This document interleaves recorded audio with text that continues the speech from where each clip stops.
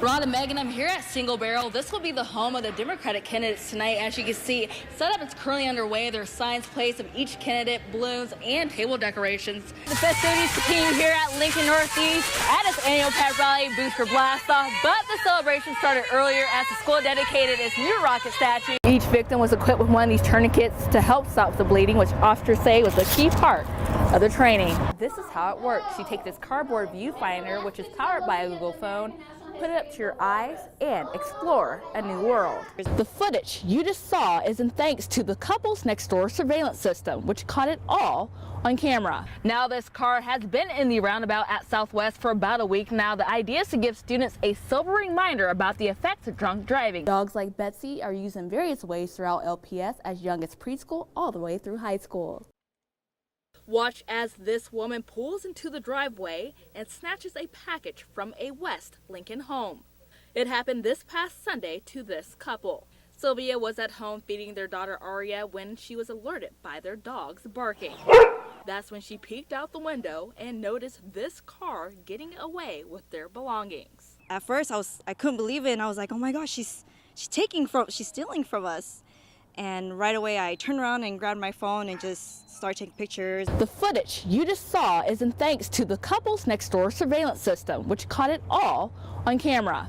The Colemans live across the street and installed these cameras about a year ago on their home. Sylvia's husband Danny asked their neighbors if the act was recorded. It was, and the Colemans were equally shocked. We're just in shock that it happened in broad daylight in our neighborhood. It's a pretty quiet neighborhood, and we haven't really had any thefts like that. Yeah, it's pretty bold. Lincoln police say officers usually get a few reports of package thefts each month throughout the year, but that number doubles in January and February. The photos and surveillance video are on Facebook. The post has been shared by hundreds and viewed close to 80,000 times. We hope she gets caught. I mean, the value of the stuff wasn't really that much. It's just the idea that somebody would do something like that, and it's like invading your property and your privacy. I said, God, please let her get through this. I said, she has her whole life ahead of her. God, please let her get through this. Many in the Lincoln community and beyond are dealing with the loss of another young life taken too soon. 20-year-old Marlene Rashidi was shot and killed Sunday morning. Police say a 22-year-old man fired into a car she was in. Her best friend Jazzy Lott was also in the car at that time. She was with Marlene during some of her final moments. No one really feels the pain in my heart as I held her in my arms. And I felt like she had died in my arms in that moment. Rashidi was a talented athlete and scholar. She was on the track team for the University of Nebraska at Kearney.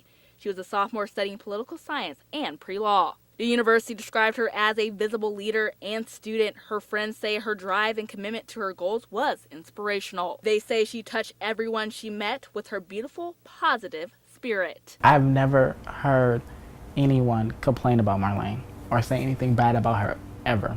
She moved to the U.S. from a South African refugee camp in 2009. A year later, that's when she started her journey at Lincoln High. She was one of the school's graduation speakers in 2014. She encouraged her classmates to dare to dream and hold tight to them. Principal Mark Larson says she was really starting to hit her stride. And we were blessed to have a small part to play in her journey and her development.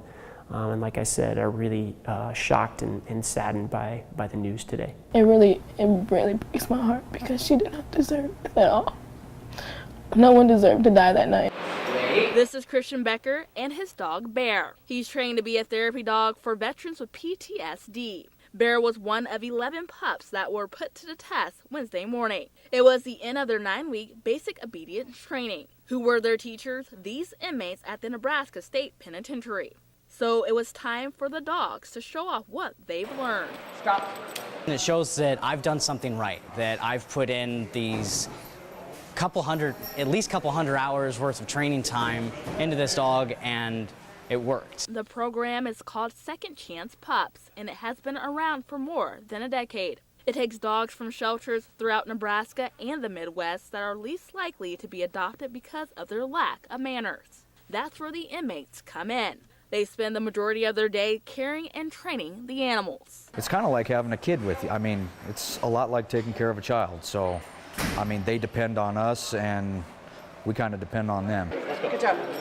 Meet Lincoln Police Officer Melissa Ripley. She volunteers weekly to help the handlers and their pets. Ripley says it's important to give a second chance to more than these pups. We've seen that they can do something wrong because that's why they got here, but I think it's important to give them a chance to do something right and to give back to their community. And which is something that will go beyond these walls. You know, I didn't create the dog, but I created his good behavior. I'm sending something off that's going to make a family very, very happy, and it's nice to contribute something.